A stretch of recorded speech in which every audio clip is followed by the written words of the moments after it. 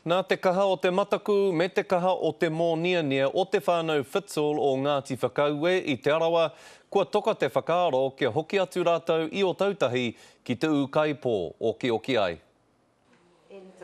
He tangi aroha, he tangi hotu hotu. Just to know we're out of that war zone. Mō Cathy Fitzroy me tōna whānau e kore he mea tino whakamatakura wātu i tērā i pā kia rātau i roto o ngā mahi tutu āru au moko. I was terrified. And I just got my mokopuna. He was coming out of the house and he spotted me coming and he ran up the road. Said, man, don't go home. Our kui haven't really recovered from the last.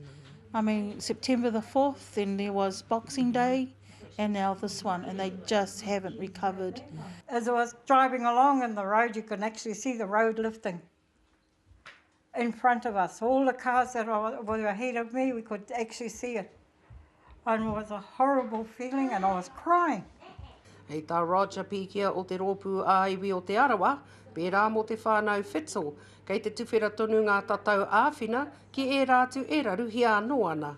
0800 524 428. We've opened that phone line again, the Te Arawa helpline, and we are prepared to fly our most vulnerable families back here to Rotorua. Mō tēnei wā ka noho oki te whānau nei. Engari tū māro ana i runga i te whakapono, he rā anō a pōpō. Ko Hinerangi Goodman, mō te karere.